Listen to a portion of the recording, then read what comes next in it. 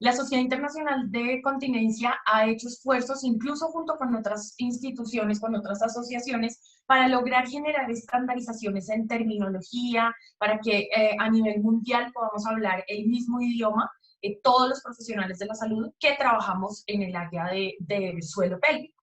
Hay diferentes tipos de estandarizaciones. Hay estandarizaciones generales para la disfunción de piso pélvico, pero también hay estandarizaciones específicas para prolapso, para dolor pélvico crónico, en cuanto a la población de niños.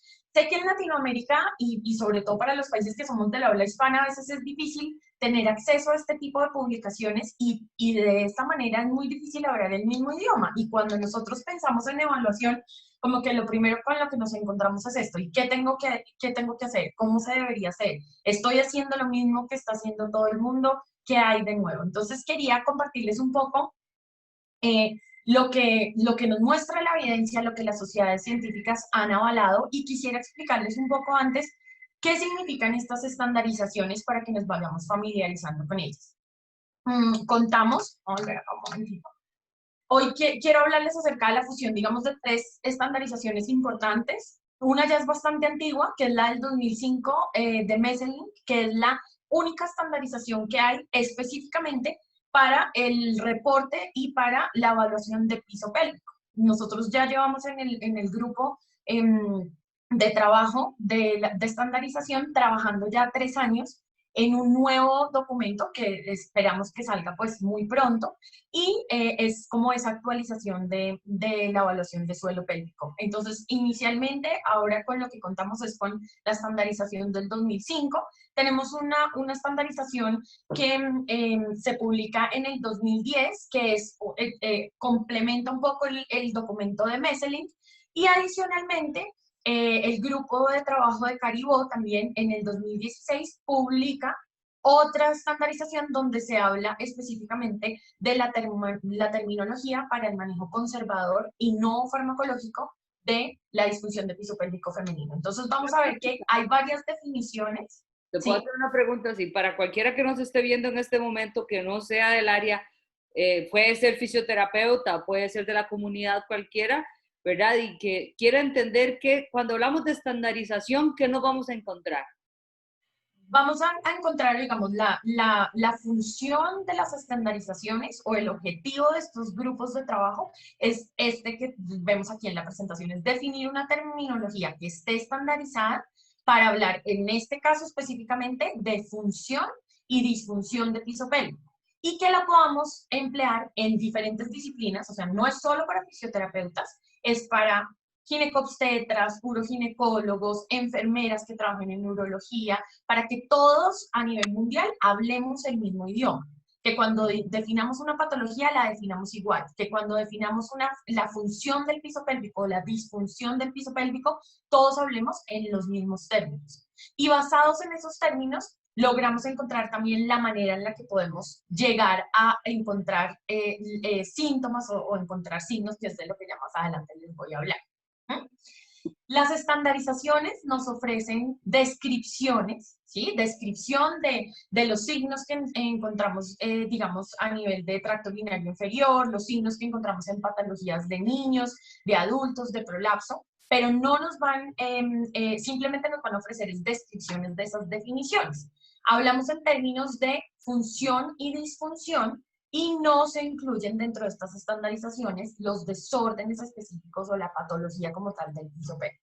Como les decía, son multidisciplinarios para que todas las disciplinas puedan hablar el mismo idioma, y la construcción de estos documentos se hace basado en el conocimiento que tenemos del suelo pélvico, las investigaciones que están disponibles, y por eso los papers se van actualizando, digamos que cada cierto tiempo, ¿no? Mire lo que me llegó, el cafecito. Ay, muy bien, nuestro café Lo siento. entre amigos. Bueno, básicamente hoy quiero como darles una manera diferente de abordar o para que nosotros podamos establecer cuál es la valoración del suelo pélvico basándonos en estas ayudas de las estandarizaciones. Entonces nosotros podemos hablar a través de síntomas, que son los que refiere el paciente, los signos que encontramos como terapeutas o los profesionales que trabajamos en el área, y las condiciones que finalmente nos van a llevar hacia un diagnóstico. Entonces, ¿cómo vamos a definir los síntomas? Los síntomas, como les decía, es un indicador subjetivo de la disfunción, es la percepción que tiene el paciente. Cuando el paciente dice, me duele, tengo pérdida, esos son los síntomas que vamos a encontrar. Estos son muy importantes, sobre todo a la hora de construir una entrevista inicial con ese paciente, saber el por qué ese paciente está ahí, cuál es qué, y qué es lo que está manifestando. Y siempre tener en cuenta que ese simple síntoma que tiene el paciente no se puede emplear de manera aislada como un método diagnóstico. Entonces, si un paciente me dice, es que yo pierdo orina, yo no puedo decirle de una vez, usted lo que tiene es incontinencia, usted lo que, sino que tenemos que ver todo el conjunto de los síntomas, lograr generar una buena evaluación y finalmente poder dar un término de un diagnóstico y que en nuestro caso sería un diagnóstico en fisioterapia. ¿Mm? En cuanto al paper, Queremos decir, perdón amiga, que te voy a meter así varias veces la cuñita, ¿verdad? Por aquí. dale, va. Quedamos claros para todas las personas que síntoma es lo que refiere el paciente, no lo que podemos medir. Esa es la diferencia, ¿cierto? Sí, ¿O es muy un bien. signo? Nosotros podemos medir esa percepción o ese impacto que tiene ese síntoma en el paciente. Entonces tenemos escalas, por ejemplo, de incontinencia. Tenemos el ICIQ, que es una escala que mide el impacto, pero es esa percepción que está teniendo el paciente frente a ese síntoma que está refiriendo. A ese nivel podemos cuantificar, digamos que ese impacto, pero que, como te decía, un paciente diga, por más de que nosotros ya tengamos un análisis crítico y un conocimiento frente a la patología, si una paciente me dice, siento una pesadez a nivel vaginal, yo no puedo decirle de una vez, tú lo que tienes es un prolapso. Yo lo que necesito es primero explorar bien y generar un formato, digámoslo así, un proceso de evaluación que sea esquemático, que sea bien organizado para poder llegar a un diagnóstico que le podamos dar a ese paciente. Y un diagnóstico que vamos a hablar es a nivel de función muscular, que es lo que nosotros haríamos como fisioterapeutas, ¿no? Bueno, hay varias diferencias que encontramos entre los papers. Sí quería hablarles un poco de estas estandarizaciones porque, como les decía, el documento de Messelink del 2005 es el único documento que nos habla específicamente de lo que deberíamos buscar y lo que encontramos en una evaluación de piso pélvico. Sin embargo, pues esto fue hace ya más de 10 años que se realizó, que 15 años que se realizó esta publicación y miren que para ese momento solamente teníamos 5 grupos de síntomas. Entonces podíamos decir que un paciente podía referir síntomas del tracto urinario inferior, síntomas intestinales, sexuales, vaginales o dolorosos.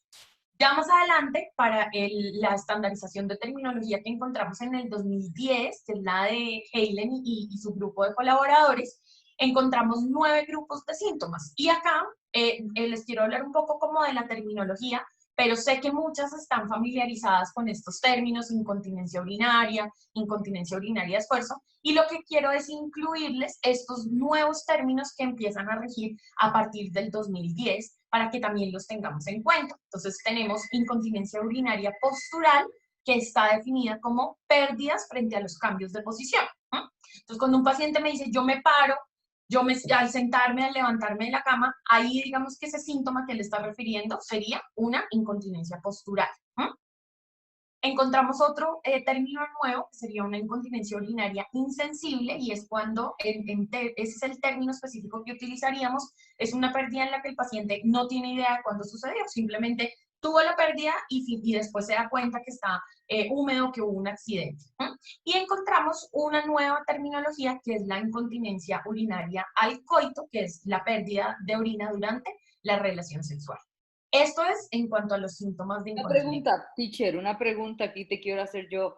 Por ejemplo, cuando nosotros, se me viene a la cabeza, si nosotros tenemos una incontinencia de esfuerzo de una paciente que está en supino, pero se pone en bípedo, ahí no habrá una confusión con respecto a la incontinencia postural, o es solamente cuando el paciente está contra la gravedad que tiene pérdidas. Es ante cualquier cambio de posición. Puede estar, por ejemplo, acostado en una cama y estar en supino y pasar de medio lado y ahí tener la pérdida. Ya, No perfecto. necesariamente tiene que ser en contra de la gravedad. Digamos, ahí ya uno pensaría, si se pone de pie, ya sería más uno de esfuerzo. Pero Claro. es ese paciente que dice, frente a cualquier movimiento, crucé la pierna, la fui a descruzar, tuve pérdida, es más, está más asociado a la postura. Ok, listo, jefa. Bueno, encontramos también los síntomas de almacenamiento, que antes no los encontrábamos en el documento de los síntomas del 2005. Y cuando hablamos de síntomas de almacenamiento, hablamos de frecuencia, urgencia, un nuevo o una nueva terminología que era la nocturia, y básicamente se define como el aumento de la frecuencia urinaria nocturna precedida por sueño. O sea, que el paciente o aquella persona que dice, me despiertan las ganas de ir al baño y tengo que pararme frecuentemente al baño para poder evacuar. ¿No? Entonces, esta es una nueva, se incluye nuevamente en la terminología ese término de nocturno. Y tenemos los síntomas de hiperactividad vesical. En cuanto a los síntomas sensitivos, podemos hablar que un paciente puede tener aumento de la sensación vesical o una sensación vesical aumentada o disminuida y podemos también tener una sensación vesical ausente. ¿A qué se refiere, digamos, un poco esto? El paciente que en cuanto a un aumento en la sensación vesical acaba de entrar al baño a evacuar, está ya, pasa una fase de llenado, por ejemplo, de la vejiga, y lo que siente es que no ha llegado a su capacidad máxima, pero en muy poco tiempo es como si sintiera que ya está totalmente llena esa vejiga. Entonces ahí iría en aumento. Y otras personas que sienten que están en esa fase, que se está llenando la vejiga, pero no logran sentir ya, digamos que llegó como a ese punto más alto de llenado o a ese compliance completo, digamos, que debería tener. Ahora, yo te lo pongo para gente típica que tal rato nos está viendo. Tenemos espectadores importantes, doña Jennifer.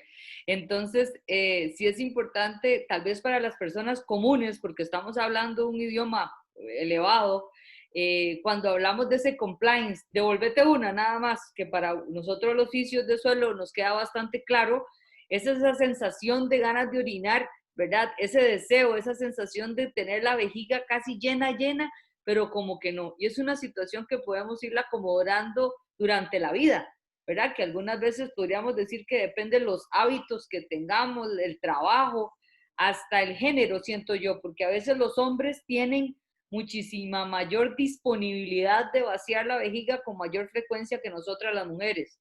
Tras de eso, el hecho de ir al baño y que esté sucio y que no, y que sí, que nos sentemos y que no.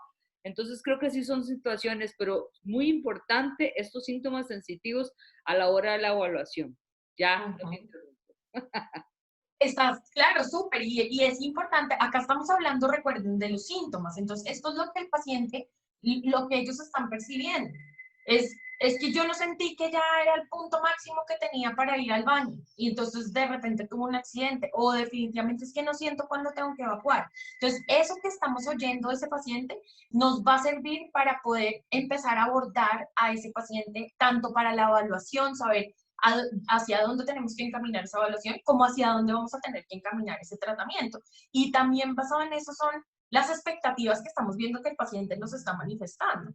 Entonces, claro que nos sirve mucho, digamos, para ese tema, digamos que educativo y de abordar. Encontramos también síntomas de vaciado y síntomas posmiccionales, como es el retardo en el chorro lento, intermitencia en el chorro, esfuerzos para orinar, que el paciente, digamos, que manifieste, tengo que hacer como una valsalva pujo para poder iniciar la micción, el chorro en regadera o en aspersor, lo llaman también, los vaciados incompletos, el goteo posmiccional, la micción dependiente, digamos, de la posición. Si no estoy sentado no puedo orinar, si no me pongo en cuclillas no puedo evacuar, y la disuria. Y en esta nueva terminología incluimos el término retención urinaria. Y ahí quisiera hacer ese pedacito para meterme y interrumpirte, porque, bueno, la idea es que hablemos entre las dos. Para los que nos están viendo, la idea es que interactuemos las dos. Uh Esto -huh. es muy importante, fisios de suelo pélvico, en preguntar cómo la persona orina, porque nosotros a veces no nos quedamos ahí preguntando con detalle, ¿verdad? Pudiendo determinar cómo es un chorro en regadera, si hay intermitente, si el chorro es lento, si hay disuria, si hay que empujar para poder orinar. esos son sintomatologías, como siempre hablamos, como un CSI, ¿verdad? Que poder evaluar grandemente y que el paciente nos pueda como defragmentar la situación para nosotros poder complementar una evaluación y poder llevarla a un diagnóstico más idóneo, ¿verdad? Ujú. Esto, digamos que, esto es lo que en lo que nos ayuda la evidencia. Esto es lo que, si yo quisiera intentar estandarizar mi formato de evaluación, mi formato de entrevista, estas son las preguntas claves que yo debo estar buscando en un paciente, ¿no? En cuanto, digamos, a si presenta síntomas de vaciado, síntomas postmiccionales.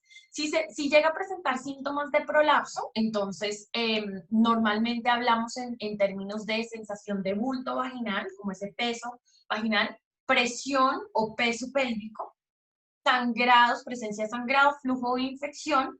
La ayuda digital es un término, la digitalización es un término que la verdad, como las estandarizaciones se hacen en inglés, que es como el idioma universal, el término digitalización no es un término que sea tan válido, pero entiendo que muchas fisios de piso pélvico entienden un poco más e incluso emplean ese término. Digamos que lo que más podríamos utilizar es la ayuda digital. ¿Y a qué me refiero con esto? El paciente que dice, yo siento que tengo un bulto, que salió una masa de mi vagina, por ejemplo, y tengo que generar digitalmente, introducir y como devolver esa masa, volver a ubicar. Entonces a eso nos referimos con ese término. Así que, perdona que te interrumpa, para que la gente lo comprenda claramente, el paciente tiene que meterse para poder orinar o defecar, ¿verdad? O tiene que acomodar la estructura porque hay algo que sale de su vagina que si no se lo acomoda con los deditos, no va a poder realizar la situación, ya sea para orinar o para defecar. No tiene nada que ver con las computadoras ni los teléfonos. Estamos hablando de que es digital, de la utilización de dedos, ¿verdad? Que eso es muy importante. Por eso es un término que es como tan difícil a veces de entender. Y no solo para el proceso evacuatorio, sino también una mujer que dice, por ejemplo, no sé, su ocupación es que plancha. Y dice, sí, después de 3, 4 horas de estar planchando, siento la molestia, siento el descenso, puede que no tenga ganas de evacuar, pero tiene que volver a revertir esa masa que está sintiendo. Entonces, Acomodarse la pelotita, como dicen. ajá, esa sería como el síntoma que encontraríamos. Podemos hablar también en términos de los síntomas de disfunción sexual. Entonces hablamos en términos de dispareunia. Podemos hablar, incluso la terminología específica nos dice una dispareunia superficial a nivel del área más superficial del perine, la primera capa de la musculatura del piso pélvico, o una dispareunia mucho más profunda que refiere, digamos, a ese paciente. Hablamos también en términos de penetraciones obstruidas o incluso hasta vaginismos, una imposibilidad para poder tener una penetración, laxitud vaginal y también, digamos que ellos tienen un apartado que son otros síntomas que pueda llegar a referir ese paciente, ¿no? Cuando hablamos de los síntomas de disfunción anorrectal, los términos que encontramos disponibles es la incontinencia anal, la fecal, la de gas, la urgencia fecal, la incontinencia anal de urgencia, el esfuerzo para defecar, la defecación incompleta, las sensaciones rectales disminuidas, el estreñimiento, el prolapso rectal o los sangrados y las mucosidades rectales. Entonces, esto recordemos, vamos. ¿Verdad que no hablan del Souling? No. Interesante. No, ahí lo podríamos encontrar, eso es un término que utilizamos nosotras, más como diagnóstico, pero por lo general podríamos incluirlo un poco dentro de las características de una defecación incompleta. Digamos que es ese paciente que dice, me tengo que limpiar varias veces, estoy manchado todo el tiempo, entonces eso digamos que iría dentro de esa terminología de la defecación incompleta. Claro, un saludo a todos los que nos están viendo de diferentes países, te cuento. Y sí les decimos que cualquier pregunta que tengan, que nos la dejen en los comentarios y con mucho gusto trataremos de responderlos. Sí, claro. Bueno, hablamos también de los síntomas de dolor del tracto urinario inferior y otros síntomas dolorosos. Estos eran nuevos, digamos, dentro de esa estandarización. Y podemos hablar a nivel de dolor uretral, vesical, perineal o pélvico, dolores que sean cíclicos. Y hablamos de lo que refiere el paciente, de dolores irradiados que nos hacen llegar a pensar que puede estar relacionado con una neuralgia del pudor. Para las personas que se están conectando hasta ahora, quiero como que recordarles cómo estamos llevando a cabo esta charla. Estamos hablando de cómo las estandarizaciones nos sirven para abordar al paciente en nuestra práctica, una investigación, si queremos hacerla, por síntomas, que es lo que refiere el paciente, signos, que es lo que vamos a encontrar en la evaluación, y condiciones. ¿Bien? Les voy a hablar un poquito ahora entonces acerca de los signos que tenemos o que vamos a encontrar. ¿Qué es un signo? El signo es la observación que va a tener ese profesional tratante que nos va a favorecer esa verificación y la cuantificación de los síntomas que ese paciente nos dio. Entonces ya es esa medida que es objetiva, es esa manera en la que yo voy a estar evaluando a ese paciente y esos hallazgos que yo encuentre son los que me van a llevar también a encontrar o a generar algún tipo de diagnóstico. Deben ser verificables o pueden ser verificables a través tanto de la inspección visual como de la palpación. Entonces acá a mí me gustaría, digamos, con lo que les estoy compartiendo, que fuéramos pensando, si yo quisiera hacer un formato de evaluación, tener esquematizado cómo sería el proceso de la evaluación del suelo pélvico, entonces primero sería una buena entrevista, entendiendo a ese paciente, conociendo esos síntomas que lo traen a la consulta y luego, ya cuando vamos a pasar más hacia la práctica, entonces ver primero lo que encuentro en esa inspección visual y lo que voy a encontrar a la palpación, porque a veces encontramos algunos profesionales que desean solamente ir de una vez como al grano, lo decimos acá nosotros en Colombia, ir al punto y ya está, pero necesitamos ver la globalidad de ese paciente y que no se nos olvide que es todo un conjunto y que de hecho ese suelo pélvico es como el cierre de muchos otros sistemas, que está involucrado en el sistema respiratorio, en el postural, en de soporte de cargas. Entonces, no podemos ir solamente a inspección, palpación digital y ya está, sino qué más vamos a encontrar. Y es importante que recordemos que no todos los signos van a venir acompañados de síntomas. Entonces, yo puedo observar y yo puedo encontrar cosas en mi paciente que el paciente no había manifestado. Entonces, esto también es importante como que lo tengamos en cuenta. Cuando vamos a hablar específicamente de la evaluación de la función muscular, podemos tener un abordaje y unos hallazgos a través de la inspección y de la palpación, de las dos, no solamente a través de la palpación. Como algunas piensan que ya voy a evaluar fuerza y ya está, y ya sé cómo está la función muscular, sino a través de esa inspección visual voy a encontrar también hallazgos en esa valoración. Cuando hablamos de la inspección visual también, digamos que las estandarizaciones nos recomiendan, y esto es para los profesionales que trabajan en el piso pélvico, que se interesan en llevar de repente una casuística de sus pacientes, de sus tratamientos, que están interesados en investigar, la recomendación para también estandarizar las investigaciones y la manera en la que estamos, el idioma en el que hablamos en investigación, es que ojalá siempre cuando hacemos una descripción de la evaluación, podamos describir la posición en la que estaba el paciente, y esto también es importante para nosotras en nuestra práctica, es poder definir en qué posición yo evalúo al paciente, la hora del día en la que lo evalué, porque va a influir definitivamente sobre esa función del suelo pélvico. Y ellos también nos recomiendan, sobre todo con el objetivo de las investigaciones, pero yo considero que en la práctica clínica también es importante que nosotros podamos tener claro y no variar tanto la instrucción verbal que utilizamos cuando le pedimos al paciente que haga una contracción de piso pélvico.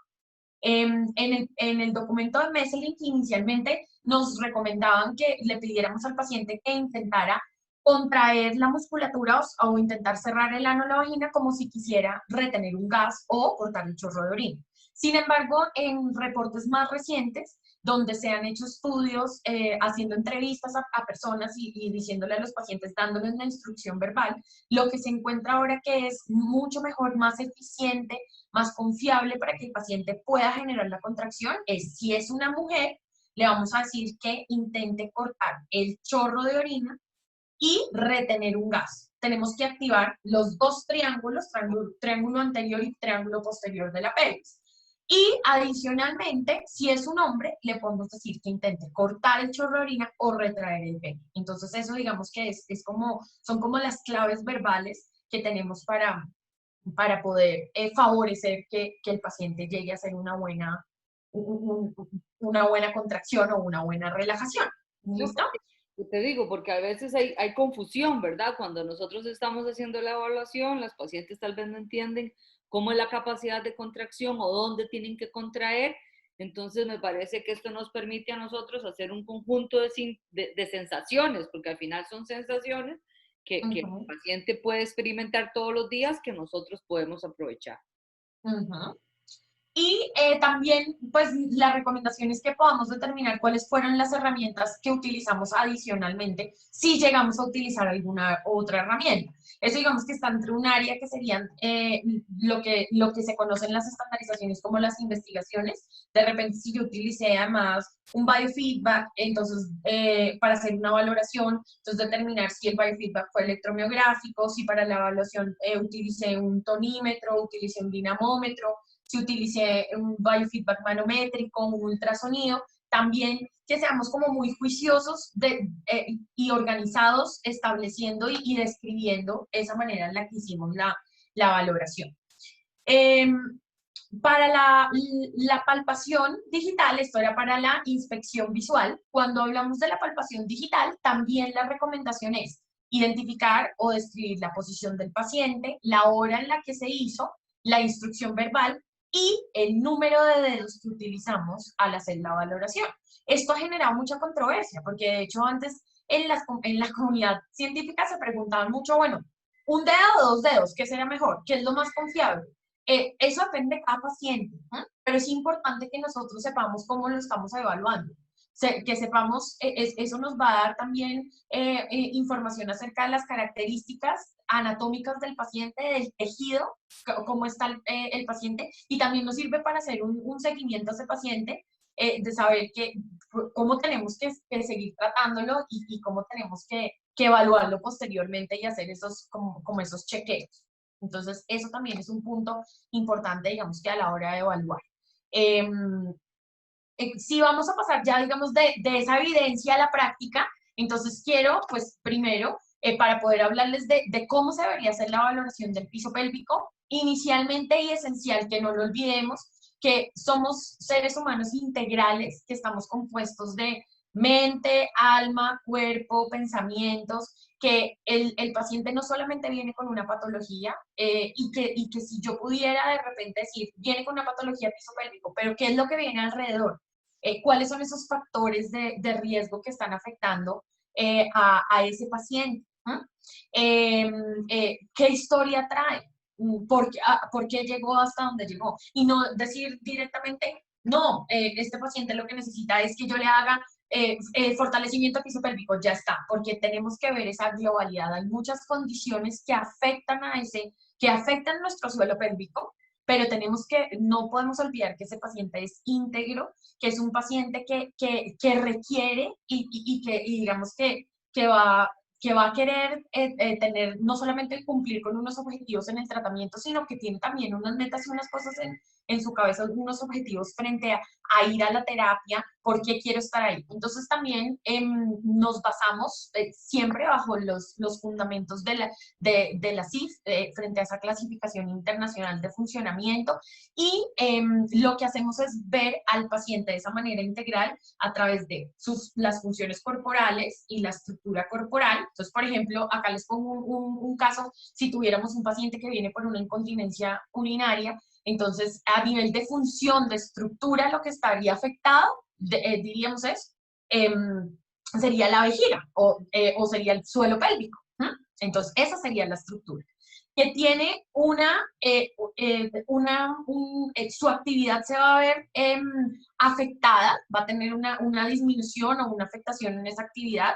Entonces, si es un escape de orina, sería la incapacidad, por ejemplo, para evacuar adecuadamente.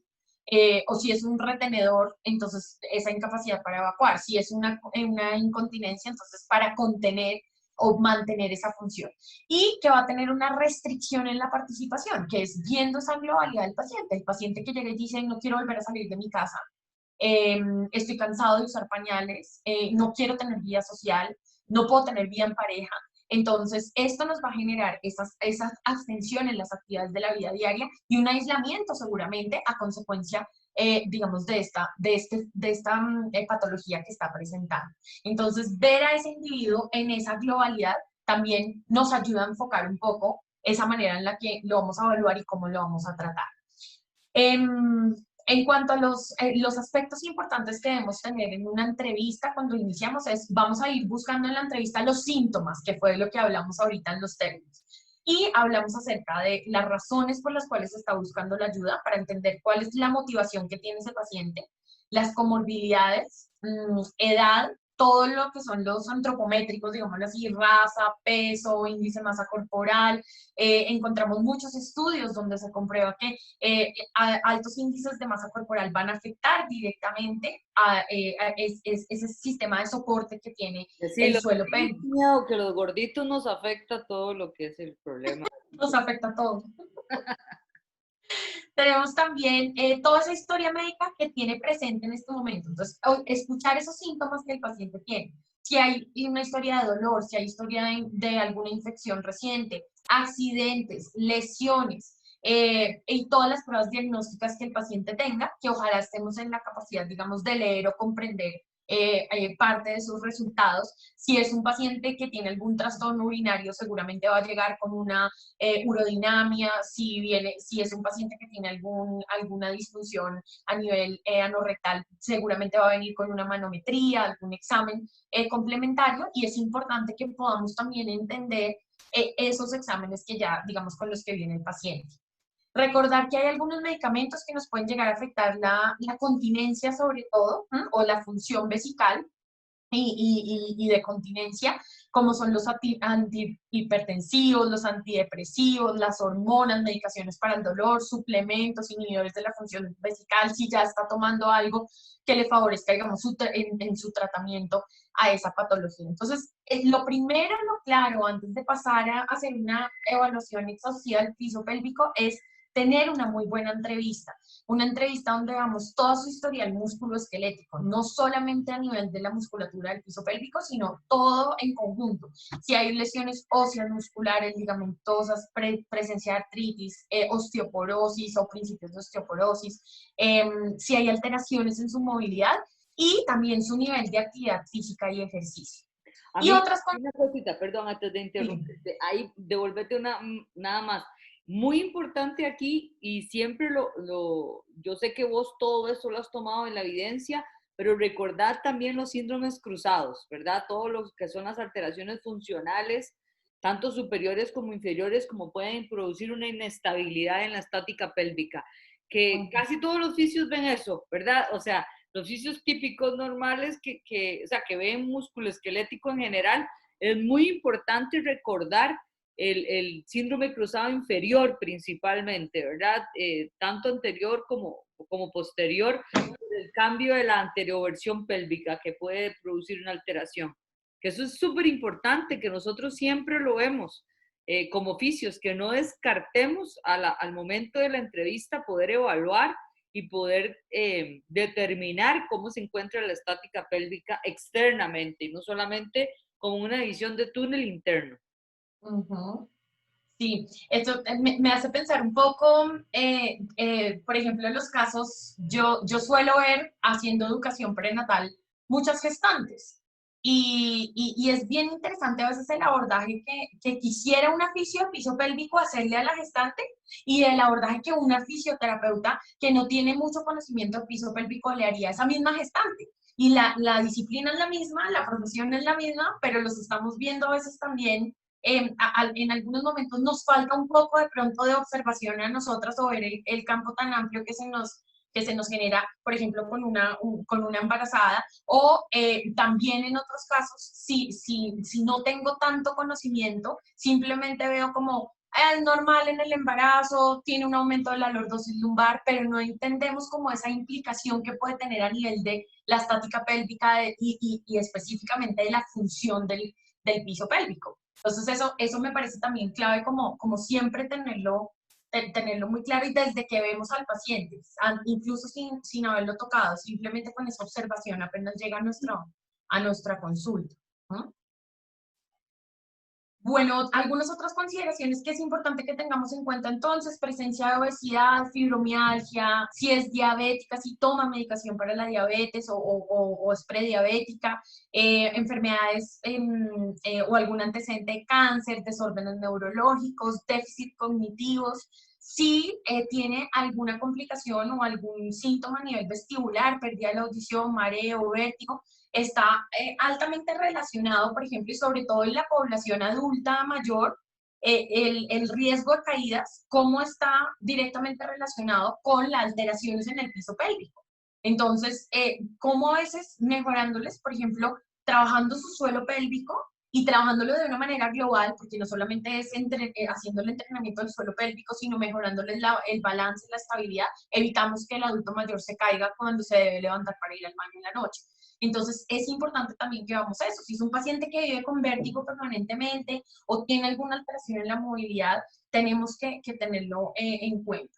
Historial, algún tipo de historial psicosocial o de abuso, y la ocupación, a qué se dedica ese paciente. Si es una persona que trabaja, no sé, en una obra de construcción, debe levantar peso permanentemente. Si es un deportista de alto rendimiento, si por hobby, incluso no solamente la ocupación, sino sus hobbies y sus intereses, le encanta hacer entrenamiento máximo de altísima intensidad, pues tenemos que tener en cuenta también cómo es que le vamos a ofrecer también un entrenamiento y cómo le vamos a ir restringiendo algunas cosas, ¿no?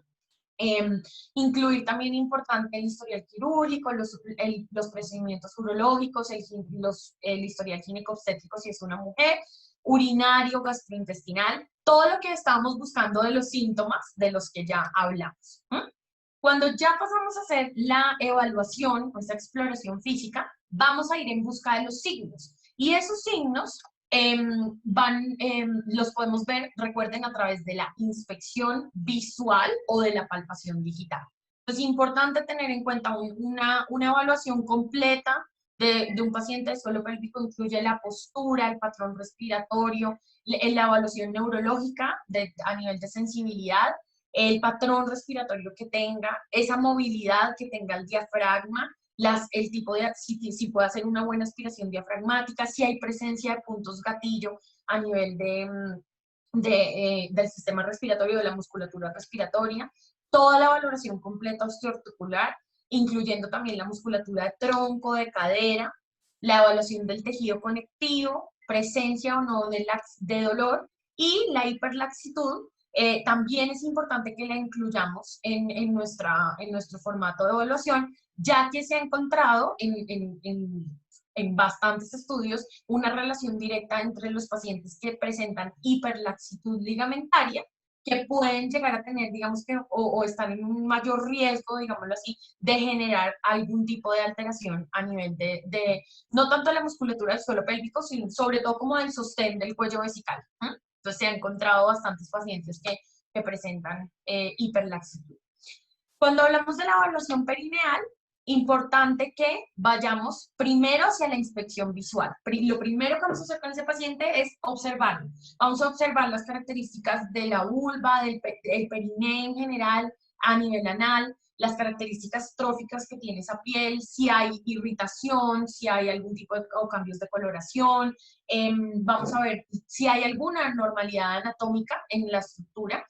Si hay signos abdominales, entonces para eso también nos recomiendan hacer palpación y percusión suprapúbica para ver también cómo responde, digamos, la vejiga. Si la vejiga estuviera llena, pues encontraríamos a la palpación signos, contracción y vamos a observar ya parte de la función del suelo pélvico. Entonces, como les decía, nosotros podemos empezar a evaluar el suelo pélvico desde la observación y luego pasar a la palpación.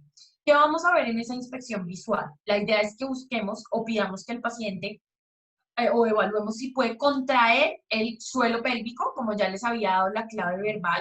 Vamos a ver qué respuesta tiene cuando tose, qué respuesta tiene el suelo pélvico sin haberlo tocado. Y si hay presencia de prolapso, tanto al reposo como al pujo.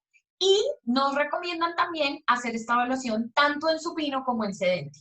Entonces, incluso si tuviéramos una silla como las de urodinamia o las de uroflujometría, que son como la miquita, y pudiéramos poner al paciente en sedente, y pedirle que pujara para ver si hay presencia o no de ese prolapso.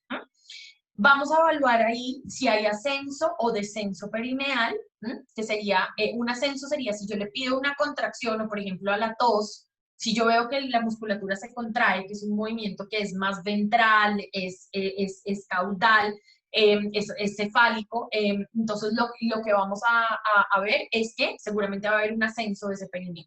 Y normalmente, si digamos el paciente no hace bien la contracción, si en vez de contraer está pujando, vería algo de descenso perineal, o lo podía encontrar también cuando le pido que puje al generar ese esfuerzo, qué tanto o cuál es el grado de descenso perineal que hay.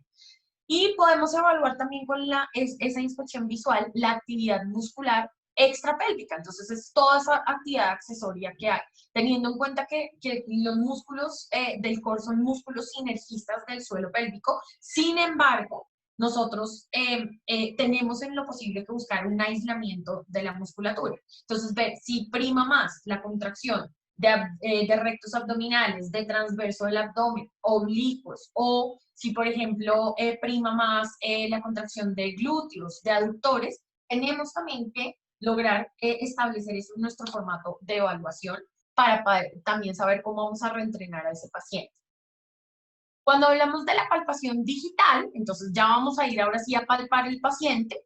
La idea es que las palpaciones las podamos hacer en reposo, vamos a poder evaluar el reposo, la contracción de la musculatura y la relajación de la musculatura. La idea también es que siempre que hagamos la valoración, la hagamos de manera progresiva, digamos. Podemos evaluar las diferentes capas musculares. Yo puedo evaluar la capa superficial, la medial y profunda del suelo pélvico, y que lo hagamos de manera circunferencial. Y hay formatos incluso que nos recomiendan, el ICD recomienda, por ejemplo, el uso de los relojes pélvicos. Ahorita más adelante les muestro el formatico, simplemente es ver el suelo pélvico como un reloj y así mismo vamos a ir evaluando la musculatura y podemos registrar los resultados de esa valoración a través, digamos, de ese reloj pélvico. Podemos evaluar, perdón, el dolor a través de esa palpación digital y simplemente pues ejerciendo una leve presión que podría llegar a reproducir el dolor al paciente y recordar que este dolor se puede reproducir, digamos que de manera completa, en una reproducción completa del suelo pélvico o que puede ser unilateral. Puede que haya áreas que estén más álgicas que otras.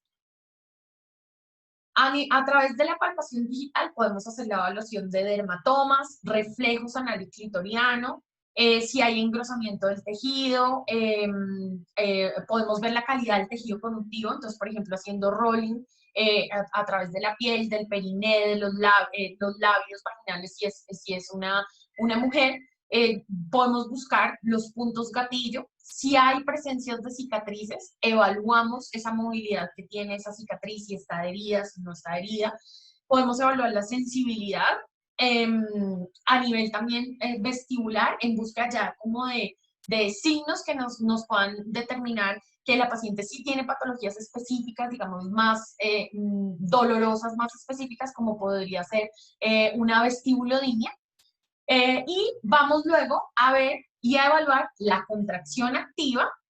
Entonces, vamos a pedirle al paciente que genere una contracción activa, vamos a evaluar el movimiento que tiene ese meato uretral, a evaluarlo nosotros con esa palpación, y también vamos nuevamente a pedirle que tosa y que puje para ver esos movimientos que tiene o esas reacciones de anticipación que tiene, si hay una precontracción a nivel de los músculos, si, por ejemplo, al pujo hay una presencia de prolapso, si hay incontinencia o si hay un descenso perineal. Entonces, ¿vieron? Con la observación, lo primero que hacemos es observamos qué sucede. Y luego ya con la palpación volvemos a verificar estos resultados y ya con la palpación podemos cuantificar incluso esos resultados. Y si es el caso de una mujer, podemos utilizar escalas como la de la atrofia vaginal para ir en búsqueda de determinar el grado de atrofia que tiene el músculo. En cuanto a la valoración del suelo pélvico, podemos hacer una evaluación que sea global, y a nivel global o de manera global yo puedo evaluar el tono de la musculatura, la contractilidad, Cuando miramos la contractilidad del piso pélvico, tenemos que ver la capacidad que tiene el reclutamiento de las fibras motoras, entonces la capacidad que tiene, digamos, de generar la contracción, si hay simetría entre el lado derecho y el lado izquierdo, si el movimiento o la contracción es coordinada, también es importante que tengamos en cuenta eso cuando estemos sintiendo y palpando a ese paciente. Hay diferentes escalas de contracción de piso pélvico de las que les quiero hablar. Básicamente son dos que les traía hoy y como hablar como los pros y los contras de cada una de ellas. Y también vamos a ver la capacidad que tiene el suelo pélvico de relajarse. No solamente es ir pensando qué tanto se puede contraer, sino qué tanto se puede relajar. Y hay musculatura específica como el tubo vaginal, el obturador, que podemos evaluar también después de haber hecho esa evaluación, digamos que completa el piso pélvico de una manera mucho más aislada. ¿Qué nos dicen las estandarizaciones? Que podemos hablar en términos de una musculatura de piso pélvico que es normal y después de la evaluación hablamos de una musculatura normal si, si existe, digamos, un tono en reposo que sea constante, si hay simetría y si el músculo está en la capacidad de contraer y relajar, tanto voluntaria como involuntariamente. Sé que algunos de pronto se están preguntando, ¿cómo así que voluntaria e involuntariamente? Eso está, digamos, dentro del último punto que son las condiciones, que vamos a ver cómo se define esa musculatura. Vivi, te veo muy seria. No, ¿Tienes alguna duda? duda, te digo que es una gran, gran charla la que estamos teniendo con vos, una de los mejores que he visto yo desde hace mucho rato, muy completo y ahí no, ¿para qué voy a meterme a interrumpir si estás diciendo todo súper bien? Creo que es bastante claro y es algo que hacemos todos los días, ¿verdad?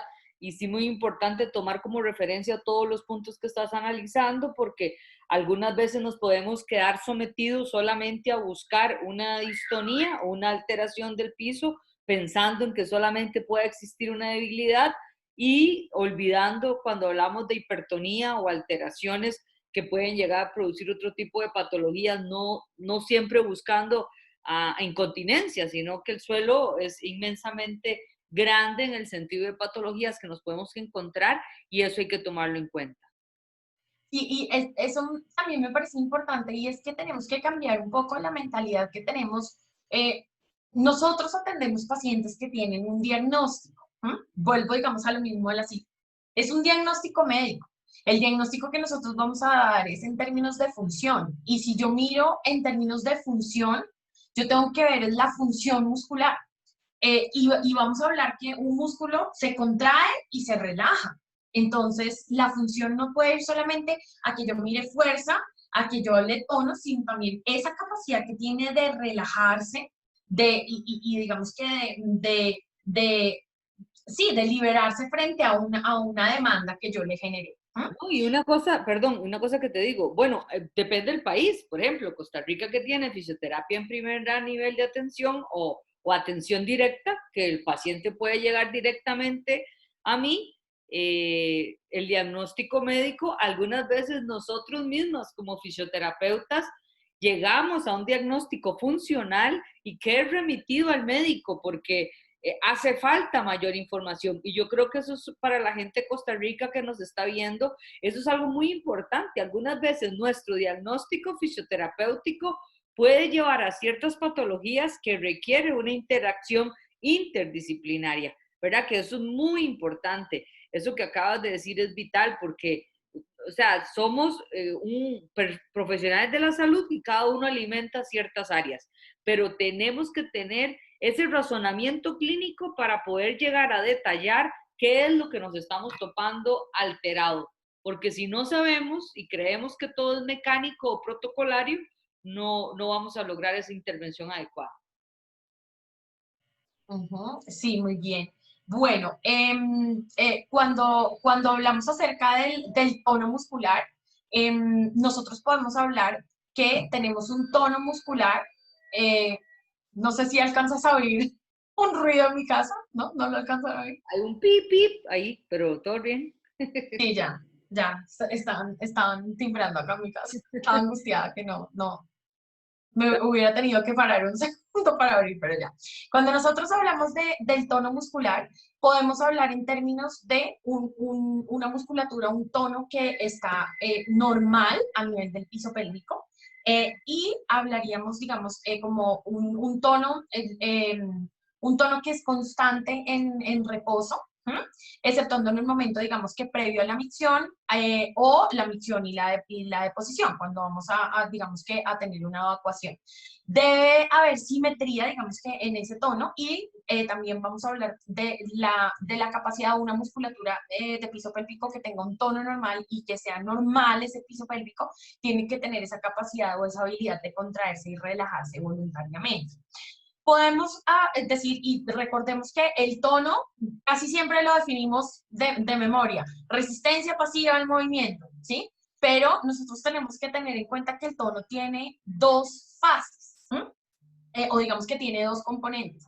Tiene un componente que es el componente contráctil y tiene otro componente que es un componente que es más electrogénico, digámoslo así, que son otras características que trae ese tejido. Entonces, nosotros podemos evaluar, o lo que yo puedo evaluar con la palpación, es la resistencia pasiva al movimiento, ¿m?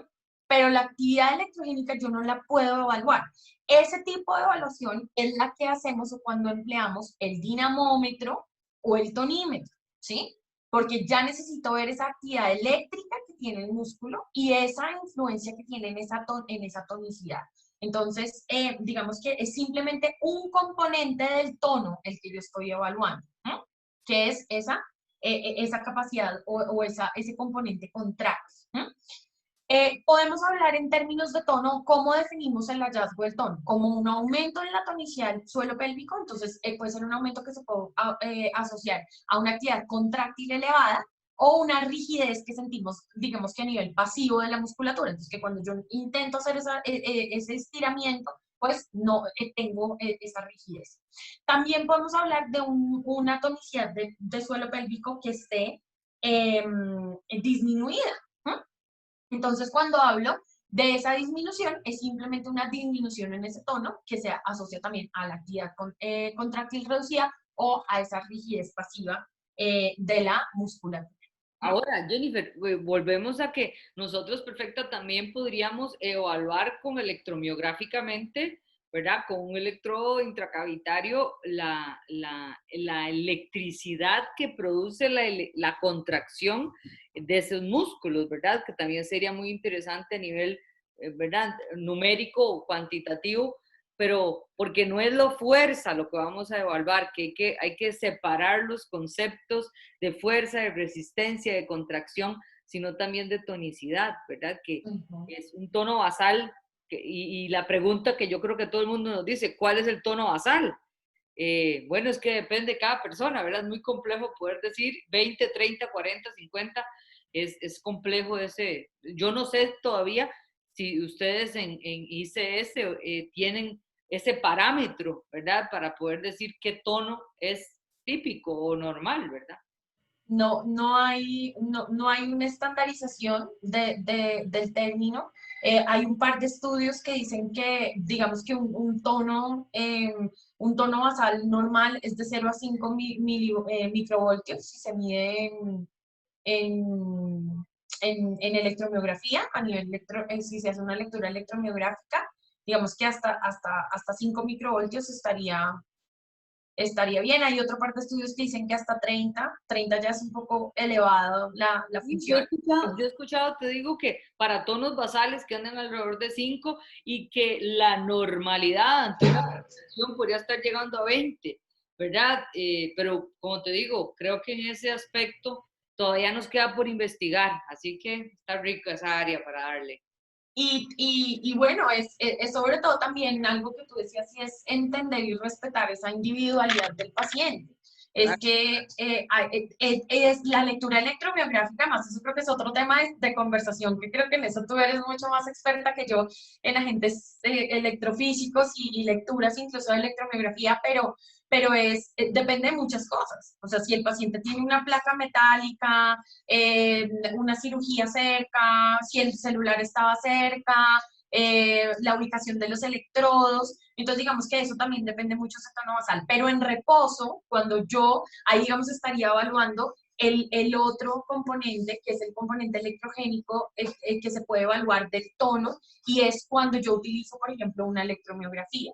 Y si tengo un tono en reposo, el paciente no le he solicitado nada y tengo disparado esa lectura, eso me indica que hay una actividad o una hiperactividad a nivel de esa musculatura. Hay una amiga, tenemos personas de Colombia, de Ecuador, tenemos a Katiuska desde Brasil, ¡Ay, qué lindo! los ticos aquí, a Elizabeth, a Jackie Rivera, un honor tenerlos por acá. Y Sandrita Milena Sánchez nos dice que creo que es de Colombia, tu querida Colombia, que mucho influye también el tipo de equipo. No, en eso tiene toda la razón, ¿verdad? Porque definitivamente que hay equipos que tienen una mayor o menor sensibilidad y tienen un mejor calibraje, ¿verdad? Cuando nosotros decimos de que hay más ondas parasitarias o efectos que nos pueden estar alterando pues, el trazo, ¿verdad? Desde Chile también nos están saludando, mi querida amiga Odette.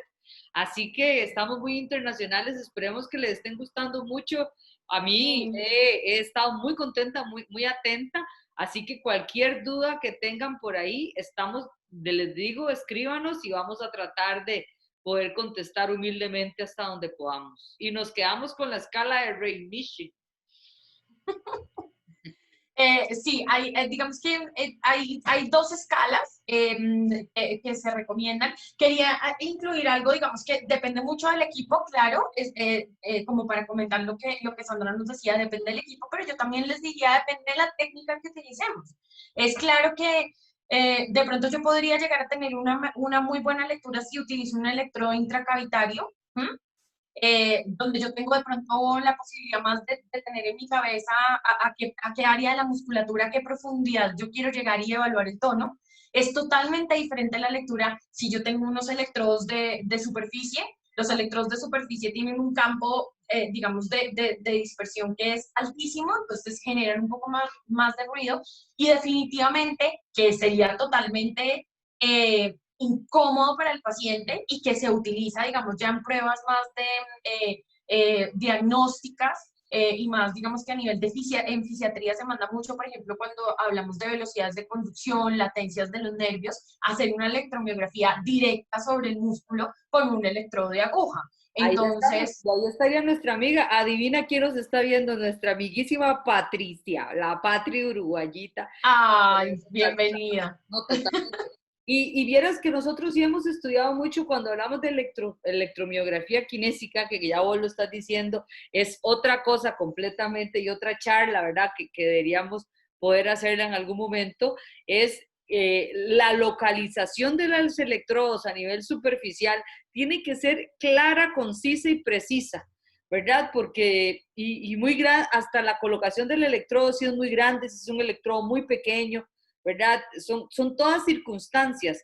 Hay también otras evaluaciones que pueden utilizarse con aguja, como con una aguja, no como una electromiografía como de fisiatría, sino nosotros como fisioterapeutas podemos usar los lagartos, ¿verdad? Y se puede colocar sobre la musculatura que nosotros queremos trabajar para tener una onda más limpia, que esa es una muy buena situación, ¿verdad? Que podemos tener.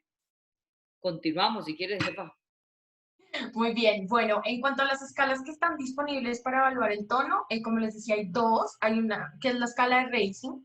Es una escala que tiene 7 niveles, pero pues básicamente lo que nos dice va, digamos, de 0 hasta +3 y de 0 hasta -3. Y lo que hablamos es un tono normal cuando no hay resistencia, digamos que pasiva a ese movimiento, al estiramiento, diríamos que es normal. Luego iríamos, esta digamos que va más 0, más 1, más 2, más 3 y 0, -1, -2, -3. Y ya cuando vamos hasta el +3, hablamos que hay mucha hipertonía. Digamos que no es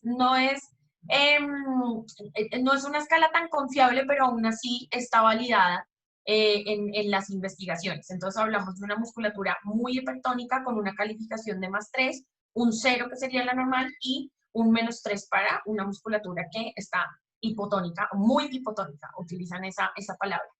Nos recomiendan que para esta valoración, cuando evaluamos el tono, evaluemos a los 3 niveles y que evaluemos hacia en musculatura profunda, musculatura superficial y que evaluemos, digamos, que la totalidad, como les decía en el reloj pélvico, hacia las 3, las 6 y las 9, que vea esa resistencia pasiva que hay al movimiento. A nivel superficial podemos evaluar también tono tanto de la musculatura superficial, bulbo cavernoso, transverso superficial, y de la musculatura profunda podría evaluar a nivel de ese sling del pubococcigio, y el iliococcigio lo evaluaría hacia las 5 y a las 7. Hay una cosita te quiero decir. Yo sí te digo, amiga, que evaluar el bulbo cavernoso, te cuento que es una cuestión, ¿verdad? De que siempre yo me quedo ahí. Todavía hasta podríamos hablar en el varón, que sea hasta un poco más simple, evaluar un bulbo esponjoso, ¿verdad? Si lo estamos hablando de un varón. Pero sí te digo que en la mujer, superficialmente, mis respetos a las mujeres que podemos ver un tipo de contracción. En el transverso, pues es más fácil, pero siempre ha sido una musculatura compleja de evaluar. Uh-huh. Sobre todo además porque están, digamos que no hay están muy unidos, digamos que a esa área, es un complejo, ahí sí podríamos decir muscular, entonces también a veces es difícil que uno logre llegar específicamente a la evaluación de ese músculo sin, digamos, alterar la lectura que estamos teniendo de los músculos vecinos. Esta escala de Racing es una escala que tiene una buena confiabilidad, pero digamos que es controversial porque entre evaluadores, entonces cuando se hacen las investigaciones y se utiliza esta escala, lo que se encuentra es que lo que yo encuentro de resistencia pasiva o mi calificación es diferente a la calificación que pueden llegar a encontrar otro terapeuta, otro investigador. Entonces, muchas veces hablan, básicamente, o nos basamos en la escala de Brest, que es una escala que fue publicada en el 2004, que habla de 3 niveles, donde hablamos de un músculo que hay, o una actividad que está hay una hipertonicidad, hay una como normalidad en el tono y una hipotonicidad. Y esta escala, digamos que es un poco más sencilla, y muchas de las fisioterapeutas de suelo pélvico utilizamos es esta. Entonces, una musculatura normotónica, hipotónica o hipertónica. Y esta tiene mejor confiabilidad en estudios cuando se ha comparado entre los evaluadores, entonces casi siempre esta es como la que más, a pesar de que las dos están en el estándar, esta es la que más muchos profesionales recomiendan. ¿No? Cuando hablamos de la capacidad contráctil del suelo pélvico, entonces tenemos varias escalas. En el 2005, en la documentación de Messelink del 2005, ellos nos recomiendan que podemos definir o escribir un músculo, esa función del músculo de la contracción, como una contracción ausente, débil, normal o moderada y una contracción fuerte. Entonces, esa podría ser una manera de evaluar el suelo pélvico, ¿sí? Sin cuantificar. Y esta, digamos, que es la escala de la ICS. Encontramos otra escala que creo que es muy conocida para muchos profesionales. Yo debo confesar, es muy querida para mí, yo le tengo mucho aprecio porque pienso que es una escala que está validada y es una escala que nos da la posibilidad de entender más esa función, cómo está ejerciendo ese músculo esa función, ¿sí? Pero pues digamos que dependiendo de las formaciones, hay personas que simplemente definen la función como fuerte, moderada, débil o ausente. Esta escala es la escala Perfect. Se generó, digamos, o se publicó una primera escala que era simplemente basándonos como en el Oxford, teniendo en cuenta que teníamos una calificación que iba desde 0, que era una ausencia total de la contracción, hasta una contracción fuerte que iba en 5. El nuevo esquema, digamos que el Perfect, lo que hizo fue tomar parte de esta escala del Oxford y hablar en términos, digamos, de la función muscular. Tiene muchos detractores, tiene muchas personas que dicen, no, esto no sirve, no debería ser así, pero digamos que funciona bastante bien para, como te decía, para entender cómo está respondiendo un músculo y me sirve, a mí en mi práctica me ha servido mucho sobre todo para saber cómo puedo entrenar, Claro. cómo puedo hacer un programa de entrenamiento de la musculatura piso pélvico que va muy de la línea con las investigaciones y con lo que encontramos Yo te digo, en el o mundo. sea, sorry, pero el Perfect de Laico 2007 nos ayuda muchísimo hasta establecer, por ejemplo, fibra roja, fibras blancas, cómo podemos trabajar, cuáles tenemos que trabajar más, cuáles tenemos que trabajar menos, el componente neurofisiológico por la contracción o por el teaming, en realidad es una evaluación que cubre mayor neurofisiología a la hora de la contracción muscular, ¿verdad? Que simplemente evaluar la contracción o el grado de contracción o no. Sí, y vamos a ver ahorita que cuando hablemos de las condiciones, entonces cuando yo miro cómo voy a ver la condición muscular, todo esto que yo acabo de evaluar acá, el desempeño que sería la fuerza, o sea, pedir como esa fuerza, esa explosión para generar la contracción sería ese desempeño, que sería la aplicación de la escala de Oxford, la resistencia, que es el tiempo que puedo durar sosteniendo una contracción, el número de repeticiones, que lo que estamos hablando es la fatigabilidad de las fibras. Digamos que en cuanto a la elevación es ver si, digamos, qué tanto puedo mantener esa contracción, si hay, digamos, si el movimiento se encuentra o no de la gravedad. Puedo mirar también si hay con contracción o no. Y lo que tú nos decías del timing es qué tanta diferencia hay o esa coordinación, digamos, del músculo, tanto para la contracción como para la relajación, que decíamos que es tan importante verlo en un músculo. De nada me sirve que tenga fuerza, que se pueda contraer si no se puede relajar, ¿no? Otra de las recomendaciones específicamente para mujeres que tengan de pronto algún tipo de patología dolorosa, alguna sintomatología que nos haga sospechar, es la evaluación de la abulsión. Básicamente palpamos a partir de la inserción púbica a nivel del cubo vaginal durante una contracción activa del piso pélvico. Y si encontramos un espacio, un gap entre el músculo y el pubis, hay diferentes autores. Yates nos dice que si es entre 2 a 3 centímetros, podemos hablar de una avulsión. Y hay otra manera de evaluarlo, que es midiendo, según Kruger en el 2013, también dice que es la distancia lateral entre las dos inserciones musculares. Entonces, importante también que por lo general nos dicen que la avulsión solamente se puede evaluar por medio de un registro de ultrasonido, de ecográfico, pero nosotros también podemos ver si está esa ausencia, esa falta de continuidad en el tejido, y eso lo logramos con la palpación digital. Y ahí, Cuando para darte un alto y que respires con calma, yo creo que para todas las que trabajamos en esto de lleno, por eso es tan importante que la paciente, por ejemplo, antes del parto y después del parto, poder ser evaluada, porque quedaría muy fácil el diagnóstico de la avulsión, porque ya tenemos una memoria, ¿verdad? De cómo es esa cavidad, de cómo es esta estructura vulvar, etcétera, y nos puede permitir a nosotros determinar fácilmente si existe una avulsión, ¿verdad? Que eso es muy importante, la intervención temprana y posterior al parto. Tal vez eso es importante de recabar, ¿verdad? Sí, sí, de acuerdo totalmente con tu comentario. Eh, bueno, cuando nosotros, después de haber hecho entonces la valoración, después de que he visto esa función o cómo está funcionando ese músculo, yo puedo hablar en diferentes términos, que es lo que estamos intentando estandarizar y lo que queremos que todas hablemos el mismo idioma.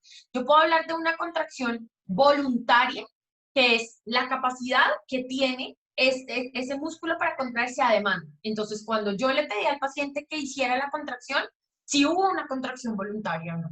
¿Y cómo deberíamos calificarlo? La recomendación es ausente, débil, normal o fuerte, que es según la escala, digamos, de la ICS, digámoslo así, la que nos recomiendan, que está estandarizada. Aparte de esta, digamos que de este resultado, de este hallazgo, yo ya, recuerden que si yo aplique un perfect, por ejemplo, yo ya tengo ya más específico el desglose de esa función muscular, pero yo puedo decir también esa característica que tuvo o que tuvieron esas contracciones, si era, digamos que en estos términos. Sí, puedo hablar de una relajación voluntaria, entonces si se contrajo, y puedo hablar si el músculo voluntariamente a demanda se relajó. Entonces también puedo hablar si una relajación ausente, parcial o incompleta. ¿Mm? Esa sería como la terminología. Puedo hablar de una contracción involuntaria. Entonces, hace un rato les decía, ¿cómo sigue una contracción involuntaria? Las contracciones involuntarias ocurren cuando veíamos en la valoración, primero a la observación, yo le pido al paciente que haga la contracción voluntaria, luego le pido que genere tos y valsalva. Entonces, simplemente la contracción involuntaria es esa anticipación frente a ese aumento de la presión, lo que comúnmente nosotros conocemos como o el derivado de la maniobra de NAC, que después de ver si está presente o ausente, sabemos si tenemos que entrenar a ese paciente en esa anticipación.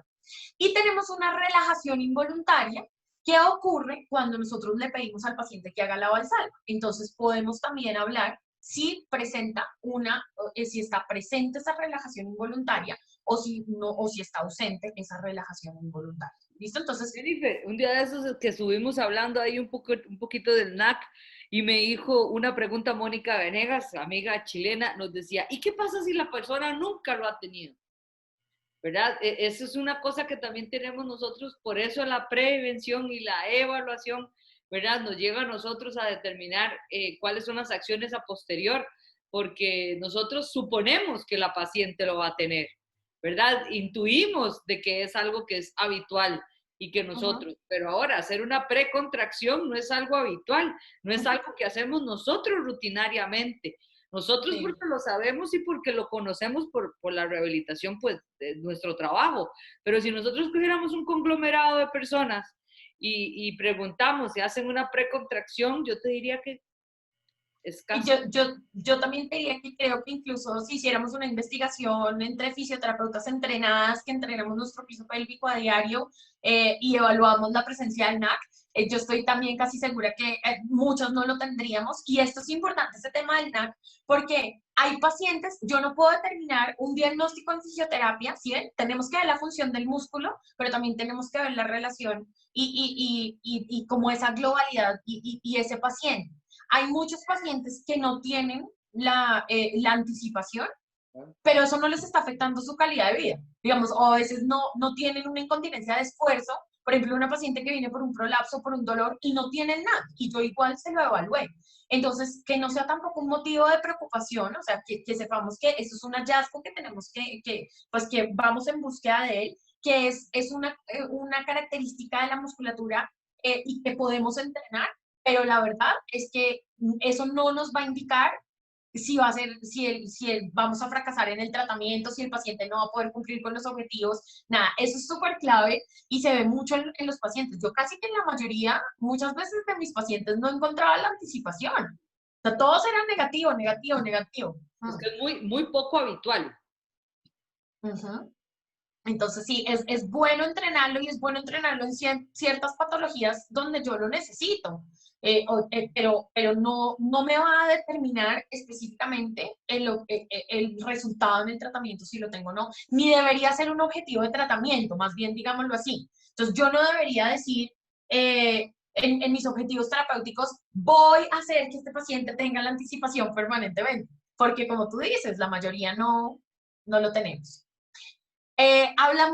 Podemos hablar también de una ausencia, entonces en la contracción o una relajación que sea ausente, y podemos hablar también de a nivel de la función muscular, podemos hablar que tenga tanto la contracción como la relajación estén ausentes, que es básicamente sería un paciente que hacemos la palpación digital y por más de que le dimos todos los cues verbales, que le dijimos qué tenía que hacer, no encontramos ningún tipo de respuesta. Esto tiene que ser como generar un empalme con la sintomatología que tiene el paciente y su historia clínica y determinar qué es lo que está pasando. Ahora, si no tiene una contracción o una contracción o una relajación o ninguna de las dos, no quiere decir, a menos que tenga ese paciente algún déficit o algún trastorno a nivel neurológico, digamos que ya sea algo más central, su disfunción, no quiere decir que no lo podamos atender, porque como sabemos, tan solo el 40% de las personas logran identificar la musculatura. Entonces, eso lo que hace es ayudarnos a determinar cuál es nuestra fase inicial para arrancar ese tratamiento. ¿Qué tengo que hacer primero? en una musculatura que tiene ausente la contracción y la relajación, pero digamos que está neurológicamente, tiene una indemnidad neurológica ese paciente, yo podría empezar con un tratamiento que vaya enfocado más hacia la propiocepción. Y también un nuevo término que utilizamos en la musculatura, después de haber hecho toda esta valoración, es determinar si fue la simetría, porque recordemos que no tenemos dos porciones grandes, digamos, musculares que lo están componiendo, que lo componen, y no podemos, ay, acá me volví, y no podemos, digamos, que pensar que en conjunto, digamos, que va a haber siempre, o el resultado va a ser simétrico. A veces podemos tener más debilidad sobre una pared muscular que la otra. Nos vamos Eh, a apurarnos porque ya Facebook nos va a cortar, así que ya estamos aquí, ya terminando. En cuanto a las condiciones, entonces vuelvo y les recuerdo, estamos signos que nos sirven como para la entrevista, para hacer el screening del paciente, perdón, síntomas, signos, que es lo que evaluamos, lo que palpamos, lo que ya podemos incluso cuantificar, y las condiciones. ¿Cómo hablamos de las condiciones? Ya nos lleva un poco más a tener una idea de ese diagnóstico, incluso en función, en fisioterapia, ¿cómo lo podríamos tener? Entonces, o cómo lo podríamos obtener. Son síntomas asociados a signos específicos que nos van a llevar a ese diagnóstico, ¿eh? Entonces, podemos hablar de una musculatura de piso pélvico normal. Cuando hablamos que el piso pélvico está normal es porque se contrae y se relaja a demanda y de manera voluntaria e involuntaria. Y porque la contracción es fuerte o normal, como ya la habíamos visto en las escalas, y la relajación voluntaria es completa. ¿Listo? Hablamos de una musculatura de piso pélvico hipoactivo o un piso pélvico con una hipoactividad cuando los músculos no son capaces de contraerse voluntariamente o la contracción es muy débil. Cuando tenemos en nuestra escala una débil contracción, hablaríamos de hipoactividad. Hablamos de hiperactividad cuando la musculatura no se relaja lo suficiente o incluso cuando estamos pidiendo la relajación, tenemos una contracción de nuevo, ¿sí? Como esas, digámoslo un poco, no sé si ese sería el término, pero como una tetanización incluso del músculo cuando le pedimos. Esto pasa mucho en pacientes con dolor, por ejemplo. Y podemos hablar de una musculatura de piso pélvico sin función cuando no hay ninguna evidencia posible de acción muscular a la palpación, por más, digamos, de que ya hayamos tratado con medios, digamos, propioceptivos para favorecer ese tratamiento.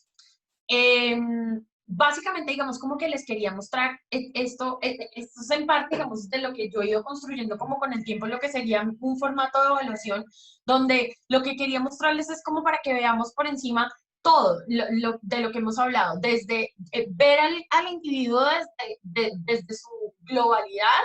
Entonces, de la evaluación, lo que vemos en el cuadro acá anterior, en derecho, vemos es desde la evaluación de la respiración, la musculatura, el tronco, hasta ya irnos a algo mucho más específico, como es poder evaluar o poder, digamos que dar unos resultados de nuestra evaluación de la musculatura a nivel, o digamos, utilizando esa terminología de la que hablamos. Entonces, ¿cómo estaba esa tonicidad? ¿Cómo fue la contracción voluntaria? ¿Cómo fue la relajación voluntaria? ¿Cómo fueron las dos involuntarias también?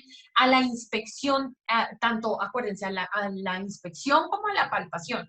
Y este relojito que vemos acá, este circulito que estamos viendo aquí, es básicamente cómo vamos a marcar ahí esos hallazgos que encontramos también oye, a la Jennifer, palpación. tenemos una pregunta. Y ahora vienen las preguntas. Y ahora que estoy viendo que entraron muchos ticos queridos por ahí, es importante que nos hagan las preguntas. Me pregunta una tica, una costarricense, dice, ¿consideran que las escalas de funcionabilidad de las actividades de la vida diaria son relevantes pues en la evaluación?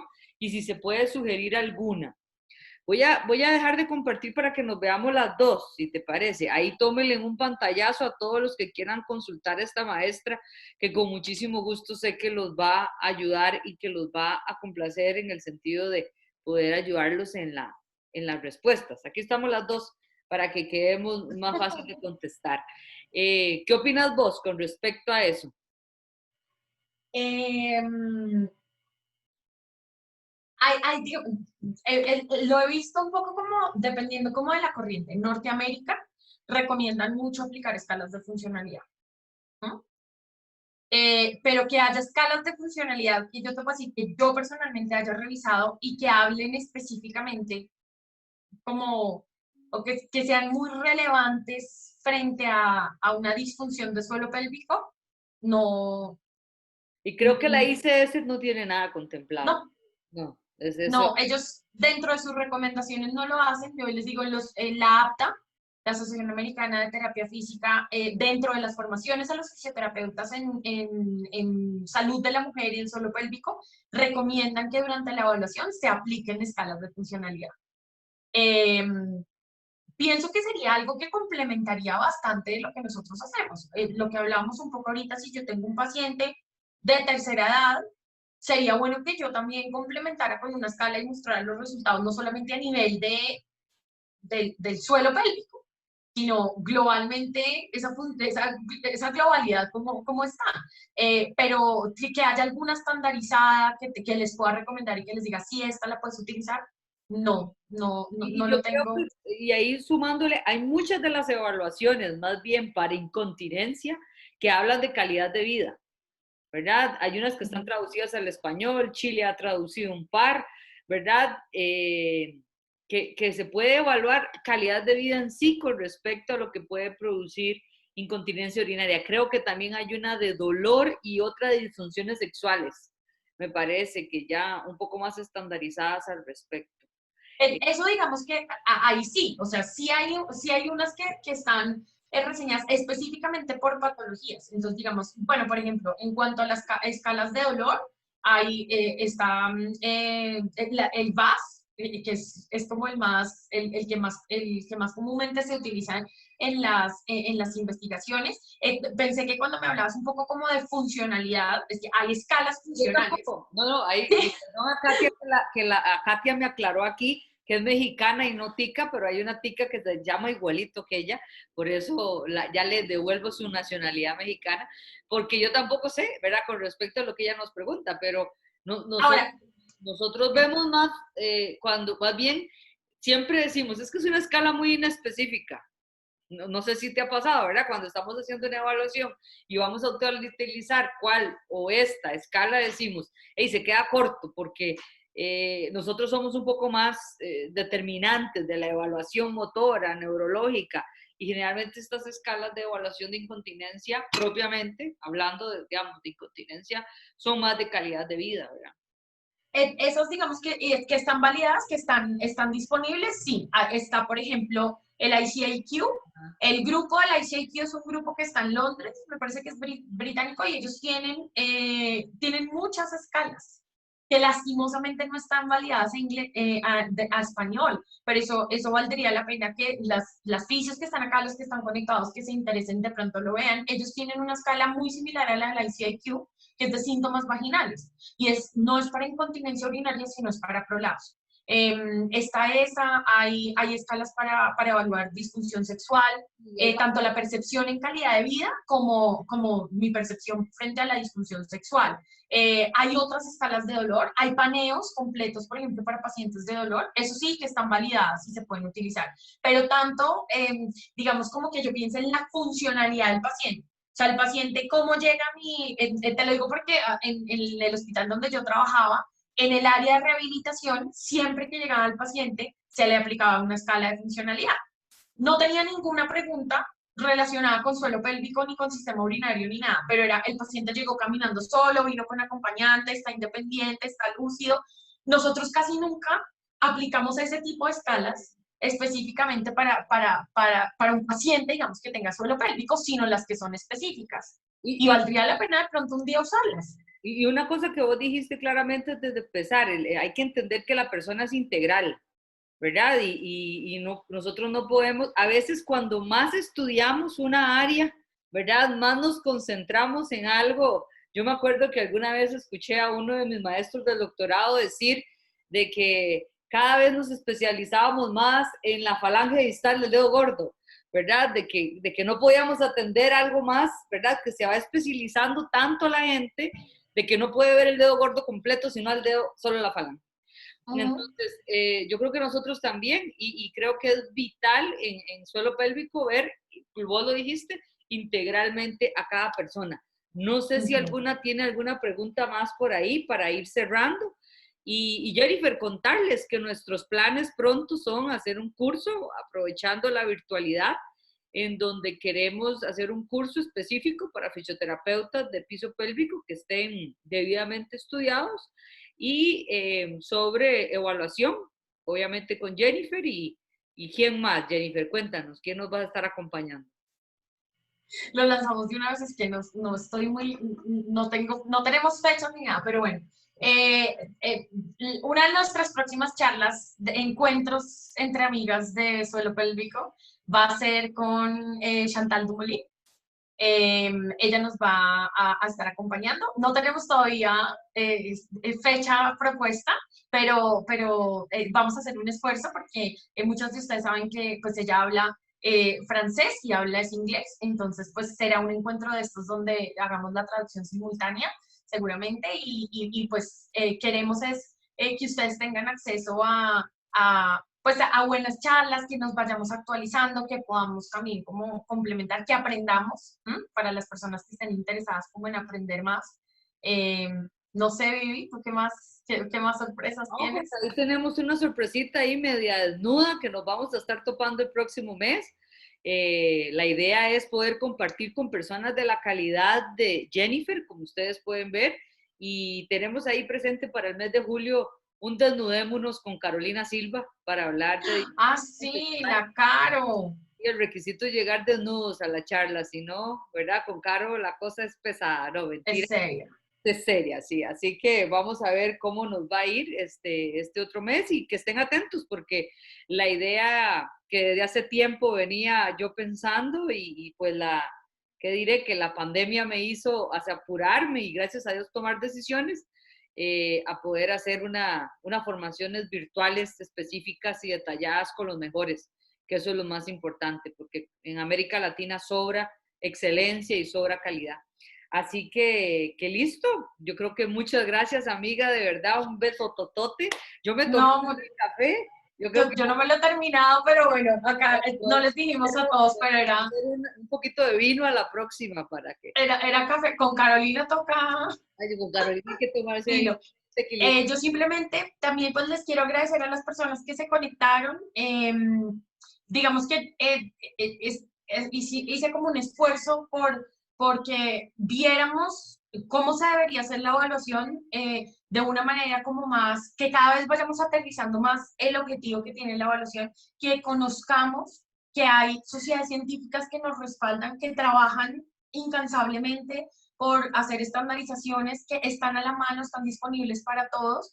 Él les decía al principio que uno digamos que de los grandes inconvenientes de pronto es que están en inglés, pero hay muchas sociedades que se han también dedicado en Latinoamérica a hacer las traducciones de algunas de estas estandarizaciones y la idea es que todos hablemos el mismo idioma y que todos sepamos que este es el idioma universal para evaluar el suelo pélvico, no es nada nuevo, debería ser la manera en la que lo deberíamos entender y obviamente que en detalle muchos de pronto acá se interesaron, pero como así, cómo se evalúa la vulva, cómo se evalúa las capas del suelo pélvico, eso se puede ir aprendiendo, pero que sobre todo si están empezando, tengan la motivación para ver toda la estructura.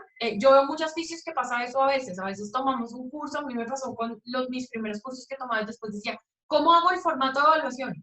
¿Qué es todo lo que tengo que evaluar? Y llegar a construir eso tarda tiempo y tarda como ese conocimiento y entender esa estructura, que invitarlos a que seamos un poquito sistemáticos también. A Vivi no le gusta mucho que yo les diga siempre eso, pero como que si vamos estructurando más ese conocimiento, cada vez vamos teniendo como una luz, más orden de cómo tenemos a ese paciente y a dónde queremos llegar.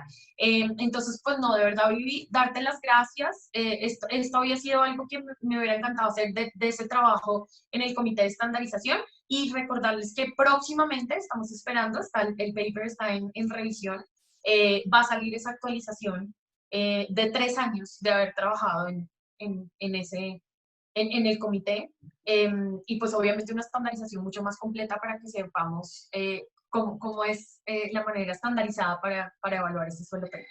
No, y yo creo que lo más valioso también de la estandarización es que no importa el país en que estemos, todos tenemos que hablar un mismo idioma. Yo creo que eso es vital y para eso se hacen estos procesos y por dicha y a personas como vos que desarrollan estos procesos y muchas gracias ante todo. Yo creo que nos quedó bonito para ser la primera vez, así que espero que haya más y un saludo, amiga. Espero que estés muy, muy bien y un saludo a todos los que nos vieron y muchísimas gracias. Y para todos un saludo y gracias por conectarse. Ok, voy a parar el live, amiga. Espérate.